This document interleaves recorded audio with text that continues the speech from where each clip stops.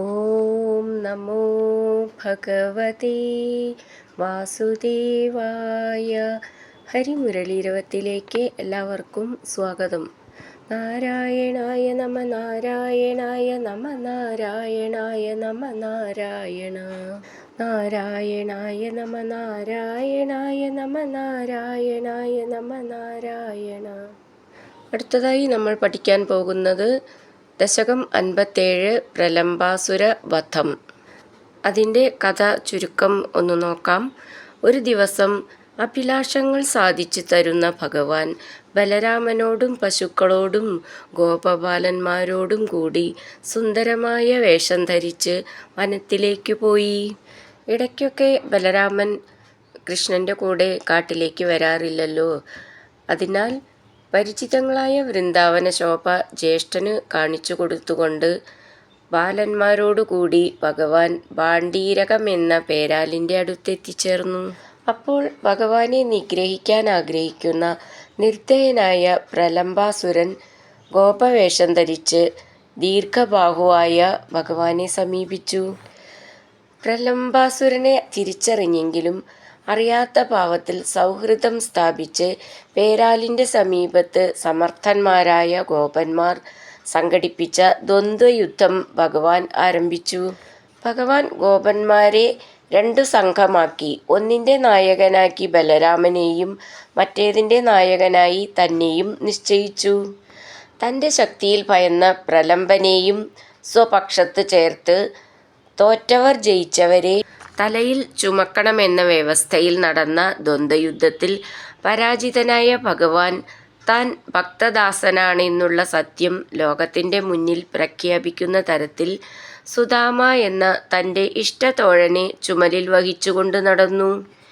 ഇപ്രകാരം ദ്വന്ദ്വയുദ്ധം കഴിഞ്ഞ് പലരും ജയിച്ചവരെ വഹിക്കുകയും പലരും തോറ്റവരുടെ ചുമലിലേറുകയും ചെയ്തപ്പോൾ പ്രലംബൻ ബലരാമനെയും വഹിച്ചുകൊണ്ട് ദൂരത്തിലേക്ക് പോയി. ബലരാമനെ പ്രലംബൻ ശ്രീകൃഷ്ണൻ്റെ അടുത്തു നിന്നും അകലത്തേക്ക് കൊണ്ടുപോയപ്പോൾ ബലരാമൻ തൻ്റെ ശരീരഭാരം കൂട്ടി. പ്രലംബൻ സ്വന്തം രൂപം എടുക്കുകയും ചെയ്തു. തന്നെ വഹിക്കുന്ന പ്രലംബൻ വലുതായ രൂപമെടുത്തപ്പോൾ അല്പം ഭയന്ന ബലരാമൻ ശ്രീകൃഷ്ണൻ്റെ മുഖത്ത് നോക്കി ധീരത പകർന്ന് അസുരനെ പിടിച്ച് കശക്കി കളഞ്ഞു. പ്രലംബനെ കൊന്ന ബലരാമനെ കൃഷ്ണൻ ആശ്ലേഷിച്ചു. ഇത് കണ്ട് ദേവന്മാർ സന്തോഷത്തോടു കൂടി അവരുടെ ശിരസിൽ പുഷ്പവൃഷ്ടി നടത്തി. ലോകർക്കെല്ലാം അഭയം കൊടുക്കുന്ന ഭഗവാനെ, അങ്ങ് എൻ്റെ ദുരിതങ്ങൾ അകറ്റി എന്നെ ഈ രോഗത്തിൽ നിന്ന് രക്ഷിച്ചാലും എന്ന് പ്രാർത്ഥിച്ചുകൊണ്ട് ഭട്ടതിരിപ്പാട് ഈ ദശകം ഇവിടെ അവസാനിപ്പിക്കുന്നു. നമുക്ക് ഈ ദശകത്തിലെ 1ഉം 2ഉം ശ്ലോകങ്ങൾ പഠിക്കാം. ശ്രീമന്നാരായണീയം ദശകം 57 പ്രലംബാസുരവധം. ശ്ലോകം 1. രാമസഖ ക്വാപി ദിനേ കാമദ ഭഗവൻ ഗതോ ഭവാൻ വിപിനം സൂനുഭിരഭി ഗോപാനാം ധേനുഭിരഭി സംവൃതോ ലസദ്വേഷ. നമുക്ക് ഈ ശ്ലോകം എങ്ങനെ വായിക്കാമെന്നും അതിലെ വാക്കുകൾ പിരിച്ചിട്ട് അർത്ഥവും നോക്കാം. രാമസഖ ക്വാപി ദിനേ കാമദ ഭഗവൻ ഗതോ ഭവാൻ വിപിനം സൂനുഭിരഭി ഗോപാനാം ധേനുഭിർ അഭിസംവൃതോ ലസത് വേഷ. നമുക്കിതിലെ വാക്കുകളുടെ അർത്ഥം നോക്കാം. കാമത ആഗ്രഹങ്ങൾ സാധിച്ചു തരുന്നവനെ, ഭഗവൻ ഭഗവാനെ, ക്വാപി ദിനെ ഒരിക്കൽ, രാമസഖ ബലരാമൻ ഒന്നിച്ച്, ലസദ്വേഷ ശോഭനമായ വേഷത്തോടുകൂടി, ഭവാൻ അങ്ങ്, ഗോപാനാം ഗോപന്മാരുടെ, സൂനുഭിരഭി പുത്രന്മാരാലും, ധേനുഭി പശുക്കളാലും, സംവൃത ചുറ്റപ്പെട്ടവനായി, വിപിനം ഗത കാട്ടിലേക്ക് പോയി. നമുക്കിതിലെ അക്ഷരങ്ങളൊന്ന് നോക്കാം. രാമസഖ, അവിടെ വിസർഗം ഖ എന്നുള്ള അക്ഷരം നന്നായിട്ട് ഊന്നി പറയണം. ക്വാപി ദിനേ കാമദ ഭഗവൻ, ഭ എന്നുള്ള അക്ഷരം ഊന്നി പറയാനുള്ളതാണ്. ഗതോ ഭവാൻ, ഇവിടെയും ഭ എന്നുള്ള അക്ഷരം ഊന്നി പറയണം.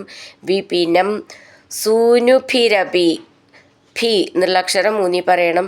ഗോപാനാം ധേനുഭിർ അഭിസംവൃതോ, ധേനുഭി, ധേ എന്നുള്ള അക്ഷരം, ഭി എന്നുള്ള അക്ഷരം, അഭി എന്നുള്ളതിലത്തെ ഭി എല്ലാം നന്നായിട്ട് ഊന്നി പറയാനുള്ളതാണ്.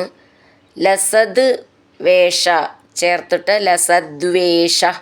അവിടെ വിസർഗമുണ്ട്, അപ്പോൾ വിസർഗം പറയണം. രാമസഖ ക്വാപി ദിനേ കാമദ ഭഗവൻ ഗതോ ഭവാൻ വിപിനം സൂനുഭിരപി ഗോപാനാം ധേനുഭിരഭി സംവൃതോ ലസദ്വേഷ. അടുത്തത് രണ്ടാമത്തെ ശ്ലോകം. സന്ദർശയൻ ബലായ സ്വൈരം വൃന്ദാവനശ്രിയം വിമലാം കാണ്ഡീരൈ സഹ ബാലൈർ ഭാണ്ഡീരകമാഗമോ വടം ക്രീഡൻ. നമുക്ക് ഈ ശ്ലോകം ഇങ്ങനെ വായിക്കാമെന്നും അതിലെ വാക്കുകൾ പിരിച്ചിട്ട് അർത്ഥവും നോക്കാം. സന്ദർശയൻ ബലായ സ്വൈരം വൃന്ദാവന ശ്രിയം വിമലാം കാണ്ഡീരൈ സഹ ബാലൈർ ഭാണ്ഡീരകം ആഗമോ വടം ക്രീഡൻ. നമുക്കിതിലെ വാക്കുകളുടെ അർത്ഥം നോക്കാം. ബലായ ബലരാമന്, വിമലാം പരിശുദ്ധ സൗന്ദര്യത്തോടു കൂടിയ, വൃന്ദാവന ശ്രിയം വൃന്ദാവന ശോഭ, സ്വൈരം തന്നിഷ്ടപ്പടി, സന്ദർശയൻ കാണിച്ചു കൊടുക്കുന്നവനായി, ക്രീഡൻ ലീലയോടു കൂടിയവനായി, ത്വം അങ്ങ്, കാണ്ഡീരൈ വടികളെടുത്തിട്ടുള്ള, ബാലൈ സഹ ബാലകന്മാരോടുകൂടി, ഭാണ്ഡീരകം ഭാണ്ഡീരകമെന്ന വടം വടവൃക്ഷത്തെ ആഗമ പ്രാപിച്ചു. നമുക്കിതിലെ അക്ഷരങ്ങളൊന്ന് നോക്കാം. സന്ദർശയൻ ന ദ എന്നാണ് സന്ദ എന്നുള്ളത്. ബലായ ബ എന്നുള്ളത് ഒട്ടും ഊന്നണ്ട. സ്വൈരം വൃന്ദാവന ശ്രിയം, ഇവിടെ അതേപോലെ വൃന്ദാവനം എന്നുള്ളതിൻ്റെ എന്ത് എന്നുള്ളത് ന ദ എന്നാണ്. വിമലാം നീട്ടിയിട്ട് മുറുക്കം. കാണ്ഡീരൈ സഹ, കാണ്ഡീരൈ എന്ന് കഴിഞ്ഞിട്ട് വിസർഗട്ട് ചൊല്ലുകയാണെങ്കിൽ സഹ എന്നുള്ളതിന് ഒരു സാന്ന് മതി. ചേർത്ത് ചൊല്ലുമ്പോൾ 2 സാന്ന് വേണം. കാണ്ഡീരൈ എന്നുള്ളതിന് ണ്ടി എന്നുള്ളത് നാട് എന്നാണ്, ഒട്ടും ഊന്നണ്ട.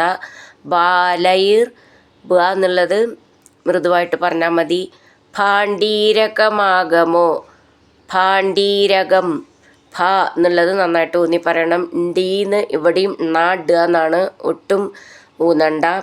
വടം ക്രീഡൻ, ക്രീഡൻ ഡ ടാഠ ഡ മൂന്നാമത്തെ ഡ എന്നാണ്, ഒട്ടും ഊന്നി പറയേണ്ടത്. ക്രീഡൻ അങ്ങനെ നിർത്താം. സന്ദർശയൻ ബലായ സ്വൈരം വൃന്ദാവന ശ്രിയം വിമലാം കാണ്ഡീരൈ സഹ ബാലൈർ ഭാണ്ഡീരകമാഗമോ വടം ക്രീഡൻ. ഹരിനാരായണ ഗോവിന്ദ ജയ നാരായണ ഗോവിന്ദ, ഹരിനാരായണ ജയ നാരായണ ഗോവിന്ദ ഗോവിന്ദ ഗോവിന്ദ.